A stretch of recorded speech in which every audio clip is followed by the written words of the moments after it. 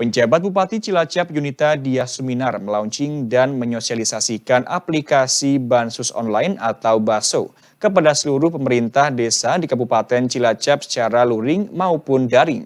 Tujuannya yakni untuk mempermudah pengelolaan bantuan keuangan khusus di tingkat desa dan sebagai transparansi pemerintah kepada masyarakat. Aplikasi BASO dirancang untuk memudahkan pemerintah desa dalam mengelola penggunaan dana bantuan keuangan kepada pemerintah desa yang bersifat khusus. Penggunaan Bansus atau BASO perlu dilakukan evaluasi sesuai dengan prioritas nasional. Maka dari itu, pemerintah Kabupaten Cilacap mengambil kebijakan yang diprioritaskan pada penanganan bidang kesehatan, pendidikan, dan penanggulangan kemiskinan.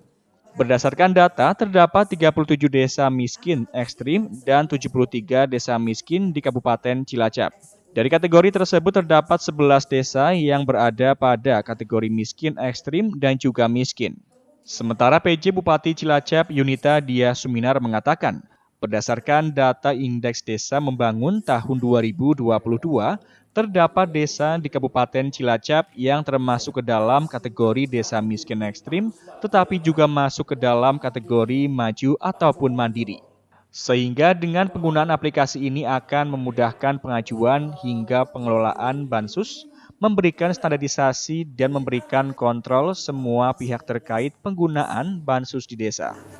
Hari ini saya ingin sampaikan tentang bantuan keuangan khusus ya dari Kabupaten Memang ada ketentuan yang mengatur dapat memberikan bantuan keuangan khusus kepada desa, gubernur maupun bupati. Ini dibuat Perbup untuk mengatur sebetulnya Bansus itu seperti apa peruntukannya, mekanismenya, kemudian bagaimana proporsi yang dapat diberikan. Maka kita buat karena saat ini fokus pada kemiskinan ekstrim. Kemiskinan ekstrim itu menyangkut pendidikan, kesehatan, kemudian infrastruktur. Maka kita fokus ke sana supaya 2024 nanti kemiskinan ekstrim di Kabupaten Cilacap 0. Karena memang ini mandat atau hal yang menjadi cita-cita kita di 2024 dari Pak Presiden Jokowi. Kemudian hal lain adalah mengatur mekanisme. Maka desa itu harus memprioritaskan hal-hal yang tadi saya sebutkan. Kenapa? Pendidikan penting. Kenapa kesehatan penting? Kenapa infrastruktur penting? Karena itu adalah masuk dalam kesejahteraan masyarakat. Jadi ada kategori desa miskin ekstrim, desa miskin, dan desa tidak miskin. Bu PJ bertanggung jawab terhadap pembangunan yang menjadi tanggung jawab kabupaten. Sunahnya desa kan sudah wajibnya desa sudah ada di DD dan yang lainnya. Cilacap ada di ADD. Tapi kalau kabupaten mau memberi boleh, membantu boleh. Namanya bantuan khusus.